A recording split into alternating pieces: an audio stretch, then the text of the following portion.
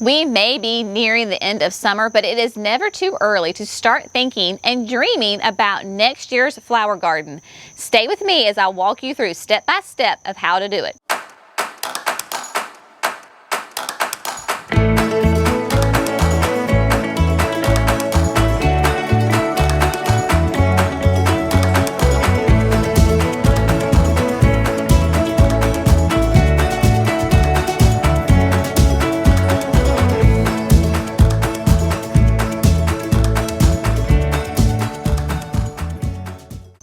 Hey friends, welcome to Gardening with Creekside. I am Jenny, and today we are going to tackle one of my most favorite parts of gardening, dreaming and planning for next year's garden. We are here at our shade garden that we have been at several times this year already. It is the middle of August. Things are lush and happy. Most things. We've had some things that kind of petered out, but that's all right. But what we're going to do today is I'm going to walk you through step by step of how to plan and improve your flower garden for next year. One, maybe you're a brand new gardener. You've never gone through a whole year's cycle of gardening. Or two, maybe you are an experienced gardener and you're just looking for a few helpful tips and hints for next year. So I am going to walk you through on how to plan or improve a flower garden for next year. Now, I'm going to go ahead and tell you that we're going to go through a lot of steps, and at the end of this video, we're going to have a lot of great graphics that list all the steps and all the hints and all the details. So make sure that you watch all the way through, because those will be great screens to do screenshots and add them to your notes as you're planning your space. So, one thing that I can really recommend for you to do is to get a garden journal. Get a cute little notebook. It can be however it is that you want it to look. It can be just a simple, spiral bound notebook for school, or it can be a really cute, fancy little notebook. But I want you to get a garden journal that you're going to keep with you for now and hopefully for years to come. And in this garden journal, you are going to make notes of ideas and dreams. You're going to put down plants that interest you. You're going to put down, oh, I'm going to do this in this area, or you can even put in, don't do this again. So it's just a way to help you remember things that you want to do in your garden. Because I don't know about you, but if I don't write it down, I feel like those things are always circulating in my brain, and then my brain gets all jumbled up and I always forget things. So if I write it down, then that way I can just release it. I don't have to try to remember it. So step one, get a garden journal.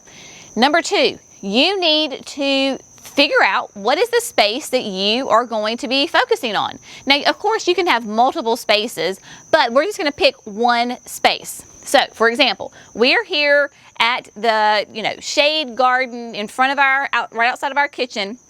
So, my space. One, I can be thinking of my window boxes. That could be its own space that my thought process is going to. So I have the window box here and I have one over there. So am I just thinking about the window boxes? Or am I just focused on this area here? Or is it the whole length of the bed? So whatever your space is, maybe it's just a container, maybe it's a section of the bed, maybe it's a whole, new area. Whatever it is, first define your space. Two, I want you to go through, especially this time of year, and I want you to pay very close attention to the amount of sun that space gets, because the amount of sun is extremely important when we're picking out plants for your area. It does matter how much sun you get. So, as a general rule, do you get 4 hours or less of sun? That's considered shade. Do you get 4 to 6 hours of sun? That's considered part sun, part shade. Or do you get more than 6 hours? That is considered full sun. Because if you were to put a hosta, which is a shade, part shade plant, typically a shade plant, if you were to put it in a full sun section, it is going to fry and it is going to die. I don't care what kind of gardener you are. You could be the most elite gardener ever. It's not going to survive. Vice versa, if you take a full sun plant, let's say I take lantana, loves the sun. If I stick it in deep shade, it is going to do terrible. So there are no bad plants, but there is a bad placement of the plants. So you need to know your sun. Then, after you have picked out your space, you know your sun, then you are going to look at and figure out, what is my goal with this area? Do I want to create a perennial shade garden? And then you're going to decide on some plants that are going to go in there. The best way you can do that is following social media. There are tons and tons and tons of ideas out there on social media. Pinterest, oh my goodness. Pinterest is like a black hole for gardeners, because you can just type in shade garden and you get, 10,000 ideas. Go ahead and follow plant companies, Proven Winners, Southern Living Plants, Monrovia. There's tons of different plant companies out there that are really active on social media, that are constantly putting out plant highlights, garden spaces, those kinds of things. Of course, the YouTube, and there is Facebook, all sorts of things. You can just go to any of those social medias and start typing in gardening, and lots of ideas will come up. When you are there, I don't know if you know this, but on social media, you can actually save posts. So with Creekside Nursery, especially in the winter, we do a ton. Every day I am doing a post on a different plant. Maybe it's an annual, it could be a perennial, a shrub, whatever. You can keep those ideas, again, if you cannot remember everything, which I don't know if anybody can remember everything. So on Facebook, you can go and simply click those 3 little buttons at the top and you can save the post. Instagram, there's a little flag. Click the little flag and it saves it. You can then go and create boards, like little areas, like little file folders that you're sending things. Maybe it's for window boxes. Maybe it's a shade perennial. Maybe it's a container garden. Maybe it's full sun, a pollinator garden. So you can create different folders within that and save those ideas. So when spring comes and you're ready to actually start buying plants, you can go back and pull those up and look at those. So once you get some ideas on the plants that you want to put in there, I would highly recommend, maybe you are a creative genius. I personally do not think that in some areas of my life I am a creative genius, but guess what? I have a person in my life that is. So, in fact, when I was planning this bed last year, I called my Christine. I FaceTimed her and I was like, okay, Christine, there's something going on over here and I need some help, because she has this great artistic eye. The person that you're talking to, they don't have to know plants, but they can say, you know what? You need something tall over here.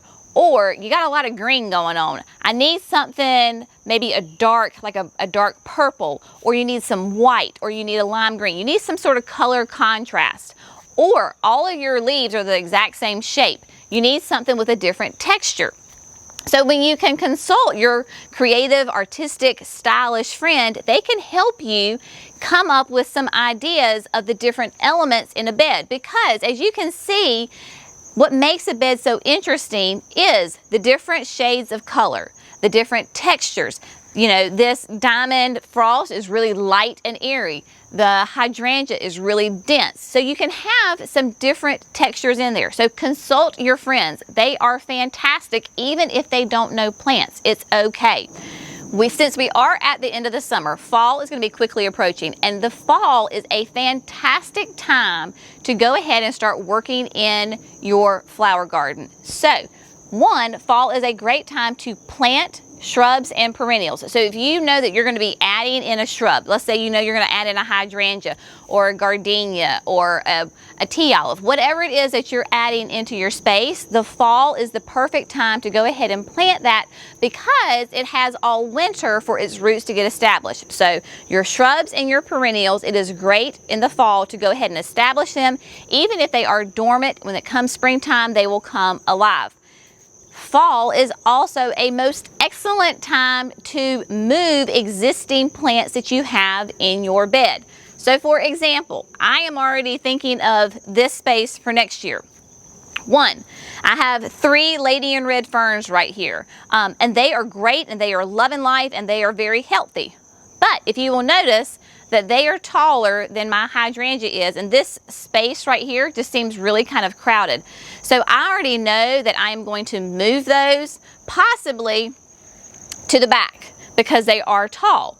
I also noticed that right in this area, I've got a lot of green going on. Like there are astilbes, and when they bloomed, they were gorgeous, but when they only bloom for a certain amount of time, and now it's just a lot of green. Like I need some different heights and textures back here. So I'm gonna have to kind of rearrange some things back here. Also, back here, this ghost fern is getting overtaken by these sun kings. So this is gonna have to be taken out because I would love for these two sun kings to grow together and make one massive plant. So I'm already thinking, where am I gonna move these things, because the fall is the perfect time to do it. I wanna do it in the fall and not necessarily in the spring, because it's just easier on the plant to get established into their new home. Also, go ahead and start, if you have an existing garden, think of what has been a great success. My blue Broalia, love them. I mean, absolutely fantastic plants. They have done great in my window boxes. They have done fantastic in the landscape. They are just amazing. There are some things that I want to change.